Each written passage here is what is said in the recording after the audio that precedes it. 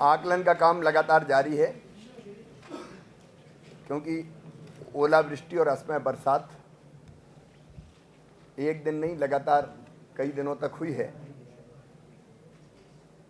उस दिन मैंने 10,000 गांव की बात बताई थी, लेकिन नुकसान उससे ज़्यादा व्यापक है।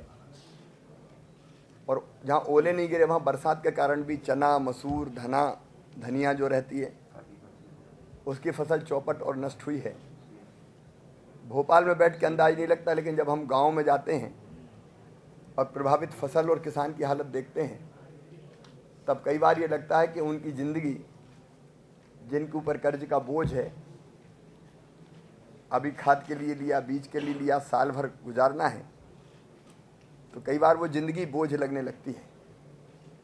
इसलिए मुझे लगता है कि शासन को त्वरित गति से काम करने की ज़रूरत है। हम लगातार कर रहे हैं।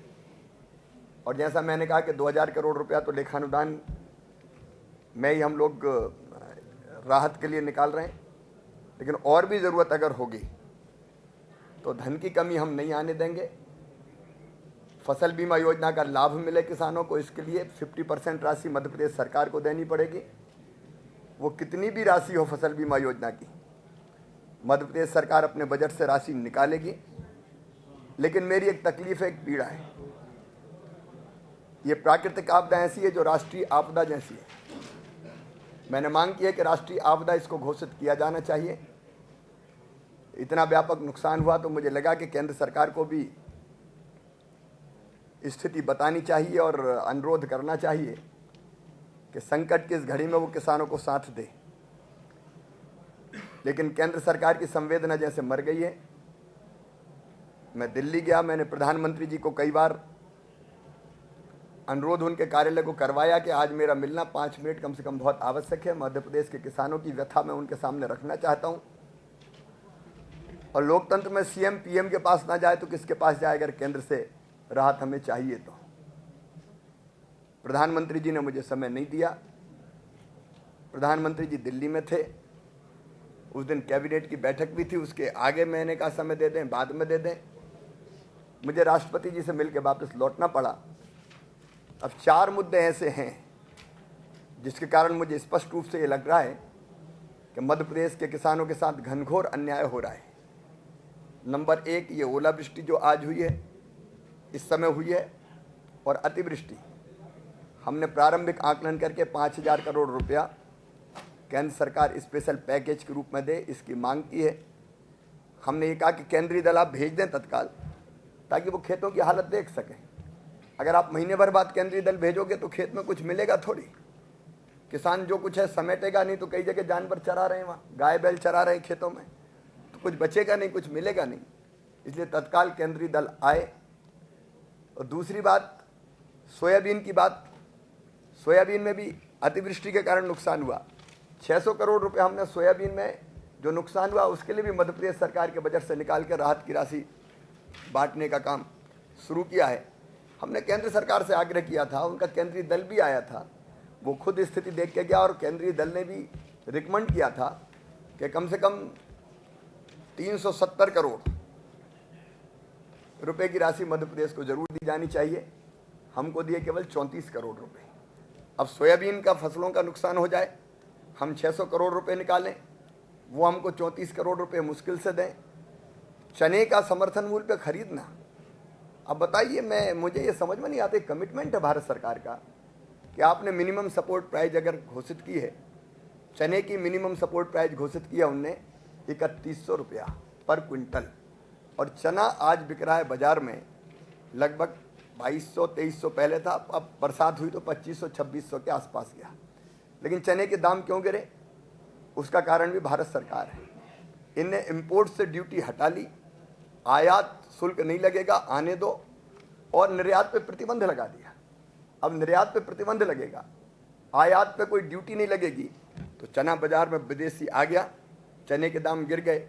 और हमारा किसान जो इस आस में बैठा था कि हमारा चना बिकेगा, उसको जब हमने मिनिमम सपोर्ट प्राइस पे खरीदने की बात कही, एक मुख्यमंत्री प्रधानमंत्री से मिलने जाता है, कृषि मंत्री से मिलने जाता है, फाइनेंस मिनिस्टर वित्त मंत्री जी से मिलने जाता है, और तीनों से मैंने ये प्रार्थना की कि भाई चना को समर्थन मूल्य, न्यूनतम समर्थन मूल्य पर खरीदो, ये कमिटमेंट है आपका, आपने घोषित किया है।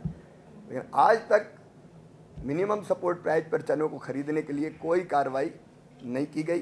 क्रेडिट लिमिट चाहिए नाफेड को, वो क्रेडिट लिमिट उसके पास नहीं है। अब ये अगर मिनिमम सपोर्ट प्राइस पे हमारा चना नहीं खरीदा किसान का, वो औने पौने दाम जाएगा। और आज तो और संकट है, क्योंकि थोड़ा बहुत चना भीग गया है, कहीं दागी हो गया है, तो उस तरह का संकट भी उनके सामने जाएगा। तीसरी आप चीज़ देखिए, धान मध्य प्रदेश में बासमती पैदा होती है। कॉमर्स मिनिस्ट्री ने रिकमेंड कर दिया कि मध्य प्रदेश का धान बासमती धान है, बासमती राइस हम पैदा करते हैं, हमारा किसान पैदा करता है। उसके बाद एपीडा, जिसकी ये जवाबदारी है कि वो निर्यात बढ़ाए कृषि उत्पादों का, एपीडा ने निर्यात बढ़ाने के लिए हमारी बात का समर्थन नहीं किया, बल्कि अपीलेट अथॉरिटी में वो इस बात के लिए चले गए कि मध्य प्रदेश का धान बासमती धान नहीं है। जो बात पाकिस्तान कह रहा है, पाकिस्तान ये कह रहा है कि मध्य प्रदेश का धान बासमती धान नहीं है, वो बात एपीडा कह रहा है, भारत सरकार की संस्था। तो मध्य प्रदेश के किसानों को मारना चाहते हो क्या? जब हमारा धान अच्छा है, लोग स्वीकार कर रहे हैं कि बासमती धान है, तो किसानों को ठीक दाम मिल जाए, इसमें आपत्ति क्या है? मुझे लगता है कि ये सब चीज़ें देख के लगता है कि संवेदनाएं मरसी गई है। एक बार मुख्यमंत्री जाए, 2 बार मुख्यमंत्री जाए, 3 बार मुख्यमंत्री जाए, और चौथी बार आप मिलो ही नहीं। ये असहनीय स्थिति है। ये संघीय ढांचे के खिलाफ भी है, ये लोकतंत्र के खिलाफ भी है। और इसलिए भारतीय जनता पार्टी ने ये फैसला किया कि अगर हमको स्पेशल पैकेज देने की पहल नहीं होती, केंद्रीय दल मध्य प्रदेश भेजने का फैसला नहीं होता, न्यूनतम समर्थन मूल्य पर धान की खरीदी सुनिश्चित नहीं की जाती, और एपीडा ने जो आपत्ति लगाई वो वापस नहीं दी जाती बासमती धान की, और सोयाबीन में भी जो रिकमेंड किया था केंद्रीय दल ने कितना पैसा देना चाहिए वो नहीं दिया जाता, तो भारतीय जनता पार्टी मध्य प्रदेश का ये फैसला है कि 6 तारीख को किसानों की आवाज़ को बुलंद करने के लिए वो आधे दिन का बंद का आह्वान कर रहे हैं। और दूसरी चीज़, किसान भी बहुत परेशान है, कई जगह सड़कों पे वो आया हुआ है, आत्महत्या करने को उतारू कई लोग हैं, जो स्थितियां देखने में आ रही हैं। और इसलिए किसान भी अपनी बात को मुखरता के साथ उठाने का काम करेंगे।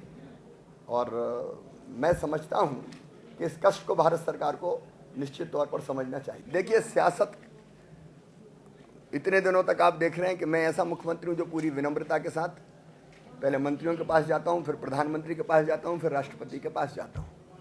अब मुख्यमंत्री लोकतंत्र में अपनी बात पूरी वजनदारी के साथ, तथ्यों के साथ, तर्कों के साथ रखने का काम कर सकता है, वो मैं कर रहा हूं। इसमें सियासत हमारी तरफ से कहाँ है? लेकिन कोई भी राहत की राशि ना देना, ना सोयाबीन की देना, ना इस संकट में देना, ना चने को खरीदना, ये असंवेदनशीलता है। और मैं तो ये कहूँगा कि असंवैधानिक है। ये एक मुख्यमंत्री से प्रधानमंत्री संकट के समय ना मिले, ये असंवैधानिक है। न्यूनतम समर्थन मूल्य पर खरीदी का वचन देके आप ना खरीदो, ये असंवैधानिक है। इस समय जब किसान संकट में है, आप उसकी मदद ना करो, ये कहाँ संविधान कहता है? और इसलिए इसमें हमारी तरफ से सियासत नहीं है, लेकिन कांग्रेस को भी, केंद्र सरकार को भी कोई सियासत नहीं करनी चाहिए, मदद के लिए हाथ बढ़ाने चाहिए। हमने आज मंत्रिमंडल की बैठक में ये फैसला किया है कि सुबह 10 बजे से लेकर 2 बजे तक सारे मुख्यमंत्री और मंत्रीगण हम लोग बैठेंगे। स्थान अभी तय हो रहा है, शायद रंग महल के पास, जहाँ परमिशन जिला प्रशासन की रहती है। जिस स्थान पर अनुमति नहीं है हम लोग नहीं बैठेंगे, सब लोग साथ बैठेंगे और हम लोग साथ बैठ के ये जोर देने का प्रयास करेंगे कि केंद्र सरकार तत्काल ध्यान दे। देखिए, मध्य प्रदेश चना उत्पादन करने वाला सबसे बड़ा राज्य है। 50% चना हम उत्पादित करते हैं। अभी जो मेरे पास जानकारी है कि चना आयात हो रहा है। नहीं, कोई डिफर नहीं किया। हम हर संभव हमने कमिटमेंट किया है, मेरी चिट्ठी में हमने लिख के दिया है, जो अनुबंध हमसे करवाना चाहे वो अनुबंध हमसे कर ले, हम हर संभव सहयोग करेंगे। प्रधानमंत्री जी को भी कह के आए, हम कृषि मंत्री जी को भी कह के आए, वित्त मंत्री जी को भी कह। फसल बीमा योजना बहुत डिफेक्टिव है। ये बीमा योजना केवल बीमा कंपनी को लाभ पहुंचाने के लिए बनाई गई है। इसमें वो प्रीमियम की राशि जमा करते हैं और अगर कहीं नुकसान हो जाए तो इंडिविजुअल किसान को इकाई मानते नहीं है। मंशा ये रहती है कि फसल बीमा योजना का लाभ देना ना पड़े और कभी प्रीमियम से ज़्यादा देना पड़े तो वो कहते हैं आधा केंद्र सरकार दे, आधा राज्य सरकार दे, और प्रीमियम की जितनी राशि उसमें से 2.5% उनका कमीशन काट के केवल उतनी राशि वो देंगे। इसका अर्थ सीधा सीधा ये है कि ये फसल बीमा योजना किसानों को लाभ पहुंचाने के लिए नहीं है, ये फसल बीमा योजना केवल बीमा कंपनी को लाभ पहुंचाने के लिए है। और इसलिए हमारी मांग में ये मांग शामिल है कि फसल बीमा योजना को व्यवहारिक बनाया जाए, इंडिविजुअल किसान को इकाई माना जाए, और इकाई मान के जितना नुकसान हो उस नुकसान की भरपाई की जाए। हम लोगों का भरसक प्रयास है कि ऐसी स्थिति ना बने, और लगातार मैं घूम रहा हूँ, लगातार मैं चर्चा कर रहा हूँ, और इसलिए अधिकृत वैसी जानकारी नहीं है। प्रेस में बाकी जगह जो ऐसी जानकारियाँ मिल रही है वह प्रशासन भी संपर्क करता है, लेकिन हमारी वचनबद्धता है कि किसी भी कीमत पर हम किसान को इस संकट से निकाल के ले जाएंगे। मैं दोहराना चाहूँगा आपके माध्यम से भी कि सवाल 2000 करोड़ का नहीं है, 4000 करोड़ करना पड़े 4000 करोड़ करेंगे। फसल बीमा योजना के लिए जितनी राशि देना पड़े देंगे।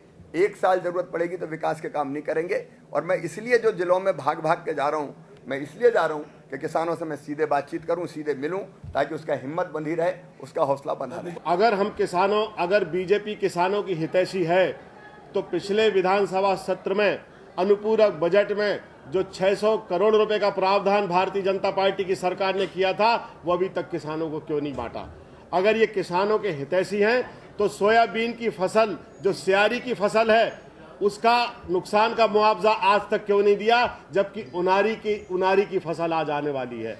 ये अस्वाभाविक विलंब मध्य प्रदेश में भारतीय जनता पार्टी के किसान विरोधी रवैये को दर्शाता है। दूसरी बात मैं कहना चाहता हूं, ये आप ध्यान से देखिए, ये सीएजी की रिपोर्ट है, ये 2012 की रिपोर्ट भारतीय जनता पार्टी की सरकार ने सदन के पटल पे रखी है, और ये 2014 चल रहा है, 2013 की रिपोर्ट अभी नहीं आई है। इसके 2-3 बिंदु मैं आपको पढ़ के सुनाता हूं कि ये मध्य प्रदेश की सरकार कितनी बेईमान है, कितनी जनविरोधी है, कितनी घपलों और घोटालों की ये सरकार है। आप ये देखिए, ये सीएजी की रिपोर्ट के कंटेंट है। इसमें लिखा है 31,417.72 करोड़ की कुल राशि के अनुदानों के संबंध में उपयोगिता प्रमाण पत्र नहीं दिए गए।